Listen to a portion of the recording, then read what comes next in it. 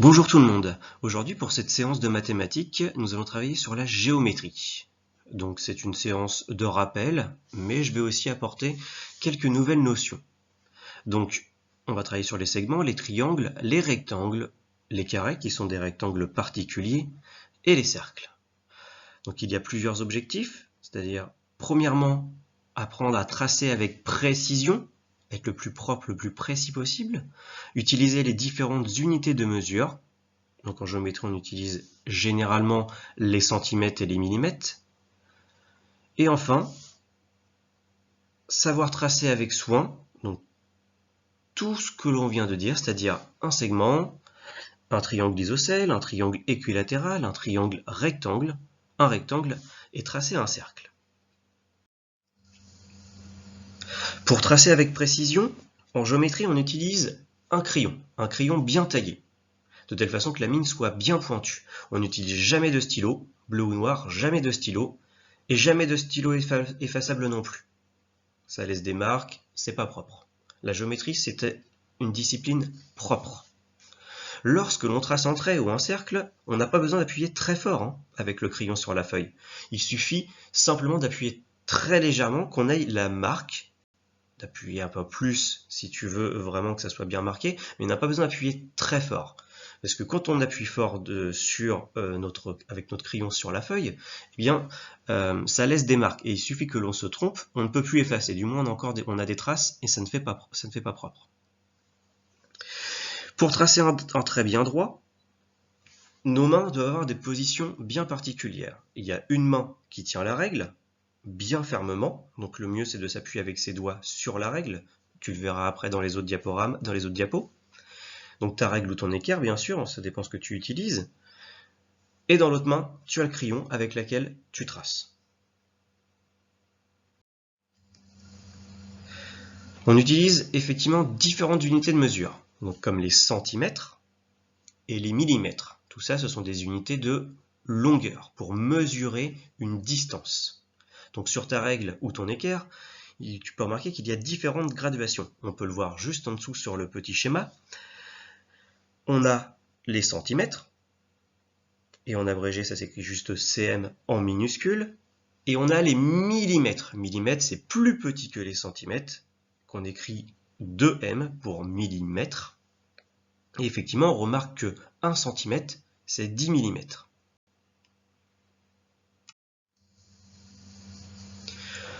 Pour tracer avec soin un segment, un rectangle ou un carré, on a besoin d'un crayon, d'une règle, et d'une équerre ou bien un gabarit. Et d'une feuille, bien sûr. La première étape, c'est de mettre un premier point. Tu le mets où tu veux, avec une croix. Le point A. Ensuite, on positionne la règle. Admettons que là, je veuille tracer un segment de 5 cm pour ensuite construire un rectangle. Donc par exemple la longueur qui va mesurer 5 cm. Donc tu vois, je pose bien mes doigts sur la règle bien à plat. Ça ne peut pas bouger, ça ne bougera pas.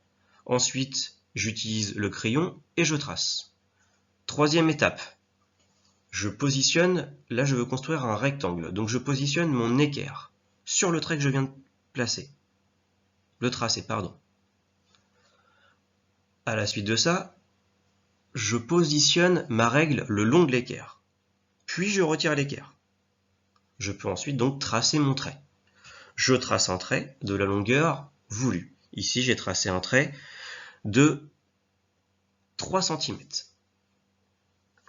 Je retire la règle et je continue. Étape numéro 7, je replace mon équerre de telle façon que ça fasse un angle droit avec le trait que je viens juste de tracer.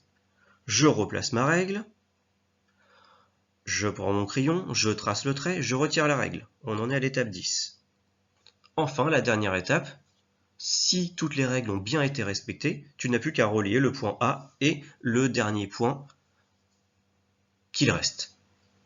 Normalement, tu as un rectangle, mais pour vérifier si c'est bon, tu peux reprendre ton équerre, c'est l'étape numéro 13, pour vérifier si tu as bien des angles droits dans chaque coin de cette figure. Étape numéro 14, on peut le voir, c'est bien un rectangle avec des angles droits. le segment AB qui mesure 5 cm et le segment BC qui mesure 3 cm. Donc la longueur et la largeur. Dans cet exercice, je vais vous demander de tracer, de réaliser des figures, des rectangles. Donc la première figure, tu peux utiliser ton cahier du jour ou une feuille blanche, tout dépend de ce que tu as à disposition. Un rectangle, de tracer donc un rectangle de 4 cm de longueur et de 2 cm de largeur. Le deuxième exercice, je complexifie, où cette fois-ci ce ne sont pas que des centimètres, mais attention, je rajoute des millimètres. Donc c'est un rectangle cette fois-ci qui va mesurer 5,5 cm de longueur et 3,5 cm de largeur. Attention de bien respecter ces longueurs. Dans un troisième exercice, je vais te demander de tracer cette fois-ci un rectangle de 6 cm de longueur et de 6 cm de largeur. Attention, tu risques de remarquer quelque chose. Tu me le diras la prochaine fois que je t'ai au téléphone. Ensuite, trace sur ton cahier du jour, ou bien toujours une feuille blanche, un rectangle cette fois-ci de 7,2 cm, donc 7 cm et 2 mm de longueur, et 1,8 cm de largeur, soit 1 cm et 8 mm de largeur. Sachant que le but de cet exercice est d'appliquer les règles de construction que l'on vient de voir, ou que tu connais déjà, il faut que tu prennes ton temps et que tu soignes tes tracés, et surtout de réfléchir avant de faire tes traits. Si tu n'as pas oublié une étape, si tu as bien respecté les règles de construction, c'est à toi de jouer. Ici, nous allons essayer de tracer avec soin un triangle isocèle ou un triangle équilatéral et un triangle rectangle. Donc pour tracer un triangle isocèle ou un triangle équilatéral, donc isocèle, ça veut dire deux côtés de la même longueur. Équilatéral, ça veut dire pareil, latéral, côté, donc trois côtés qui ont la même longueur. Tu as besoin d'un crayon, d'une règle et d'un compas. Et d'une gomme, si jamais tu as fait une erreur, ça peut arriver, ou pour effacer les traits de construction. Étape numéro 1. Là, j'ai choisi de tracer un triangle équilatéral, donc trois côtés de la même longueur. Et j'ai choisi un côté qui mesure 3 cm. Donc on place un point A, peu importe. Ensuite, on trace un segment. Peu importe l'orientation, tu traces un segment partant du point A qui mesure 3 cm. Deuxième étape, tu utilises ton compas et sur ton compas, tu vois, tu as deux parties. Une partie avec une pointe et une autre partie avec une mine ou bien avec un crayon où il y a effectivement la mine de ton crayon qui est bien taillée. Tu mets la pointe au niveau du 0 et la mine au niveau de 3 cm. Ce qui fait que la distance entre ta pointe et ta mine fait 3 cm. Ensuite, tu n'as plus qu'à passer la pointe sur le point B, tracer un premier arc de cercle. Tous les points qui seront à 3 cm qui seront sur cet arc de cercle seront à 3 cm du point B. Ensuite, on fait exactement la même chose sans changer la distance sur ton compas. En partant du point A, on met la pointe sur le point A, on trace un deuxième arc de cercle, et là, qu'est-ce qu'on remarque? Les deux arcs de cercle se rencontrent, et se rencontrent en un point d'intersection, qui va être notre troisième sommet de notre triangle, le point C. Étape numéro 5 et étape numéro 6, il ne nous reste plus qu'à relier, donc on utilise bien la règle, on voit qu'il y a mes doigts dessus qui sont bien posés sur la règle pour que la règle ne bouge pas. On trace un premier segment, le segment CA ou AC, puis le segment CB ou BC, c'est la même chose. Étape numéro 7, si on a besoin d'effacer quelques traits de construction, on peut les effacer. Ça tombe bien parce qu'avec notre compas, nous avons appuyé que très légèrement. Donc, on peut effacer facilement les traits de construction. Étape numéro 8, on a notre triangle équilatéral avec trois côtés de même longueur qui mesurent 3 cm. Deuxième triangle. Mais juste avant, le triangle isocèle, c'est le même principe sauf que cette fois-ci, il n'y a que deux côtés qui mesurent la même longueur. Passons maintenant au triangle rectangle. Triangle rectangle, Donc comme on l'a vu juste avant, un rectangle, c'est une figure avec des angles droits. 4 angles droits. Et bien ici, un triangle rectangle, c'est une figure avec un seul angle droit. Ça tombe bien parce qu'avec un triangle, de toute façon, on ne peut faire que un seul angle droit. Tu as donc besoin d'un crayon, d'une règle et d'une équerre. D'une gomme, bien sûr, si tu en as besoin. Étape numéro 1. Ici, je suis parti pareil sur un triangle rectangle avec comme base 3 cm. Donc, je mets un point A, je trace un trait, peu importe l'orientation, un segment, pardon, de 3 cm.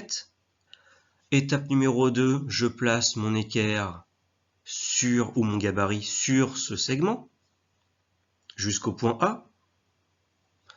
Ensuite, je place ma règle le long de l'équerre, je retire l'équerre, étape numéro 4, et là, je peux tracer mon deuxième segment du triangle, qui va s'appeler CA ou AC, comme tu veux, et j'ai aussi choisi qu'il mesure 3 cm. Étape numéro 6, il ne nous reste plus qu'à relier C et B, juste avec ta règle, on appuie bien sur la règle avec nos doigts, et on trace. Ce qu'on peut voir dans l'étape numéro 7, voilà ce que ça donne. Si jamais on n'est pas sûr que notre triangle soit bien un triangle rectangle, eh bien qu'est-ce qu'on peut faire? On peut utiliser notre équerre pour vérifier. On pose l'équerre au niveau du sommet A. On va dire qu'ici le triangle est rectangle en A puisqu'il y a bien un angle droit, on l'a vérifié avec l'équerre, au niveau du sommet A, donc il est rectangle en A. Le triangle ABC est rectangle en A.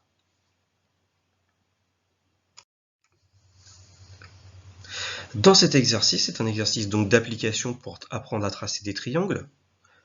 Je te demande tout d'abord donc de tracer sur ton cahier du jour ou sur une feuille blanche un triangle rectangle ABC qui va être rectangle en A. Ça veut dire que l'angle droit va se situer au niveau du sommet A. D'accord? Avec AB qui mesure 4 cm et AC qui mesure 2 cm. C'est un tout petit triangle. Deuxième exercice. Toujours sur ton cahier du jour ou une feuille blanche, un triangle isocèle.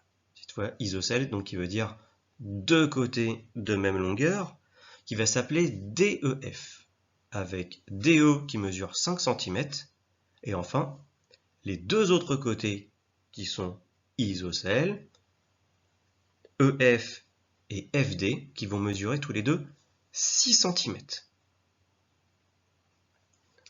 Le troisième exercice, il va falloir tracer cette fois-ci un triangle équilatéral, qui va s'appeler GHI.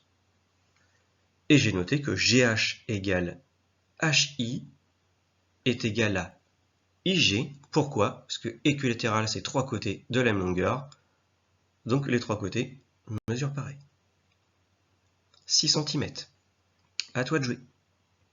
Donc j'ai mesuré avec mon compas 3 cm sur ma règle, bien précisément. Ensuite, je mets la pointe de mon compas sur le centre O, au centre de la flèche. Et vous voyez, je tiens juste avec le bout de ma main. Je n'appuie pas, je le laisse bouger. Mais par contre, je tiens bien fermement de telle façon que ça ne bouge pas au niveau du centre. Ensuite, je vais faire appliquer tout doucement et très légèrement sur la feuille. Et on peut y aller pas tout doucement. Et vous voyez, j'ai même pas besoin de mes deux mains. Je reprends, j'ai déjà bien commencé à tracer mon cercle, je repasse par-dessus tout doucement, sans appuyer, en faisant bien attention à ce que mon centre ne bouge pas. En fait, le plus important, c'est que le centre ne bouge pas. Et voilà, j'ai tracé mon cercle.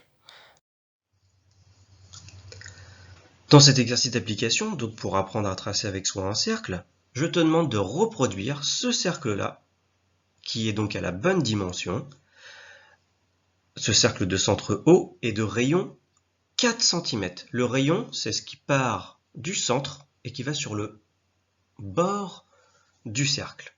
D'accord? C'est la distance entre le centre du cercle et le bord. Tous les points tout autour sont à 4 cm. Donc tu peux utiliser ton compas et ta règle. Deuxième exercice, je te demande cette fois-ci de tracer, je ne te mets pas d'exemple, mais de tracer sur ton cahier ou une feuille blanche un cercle de centre haut, pareil, mais cette fois-ci le rayon va être de 5,5 cm, soit 5 cm et 5 mm. C'est parti! Dans cet exercice, je te propose également donc de t'entraîner à faire des rosaces de différentes formes. Donc on peut voir que celle du centre, on va dire, est la plus simple. Celles de gauche et de droite sont plus complexes. À toi de bien faire attention donc aux étapes de construction, parce qu'il y a différentes formes à rajouter en plus. Donc sois bien observateur ou observatrice.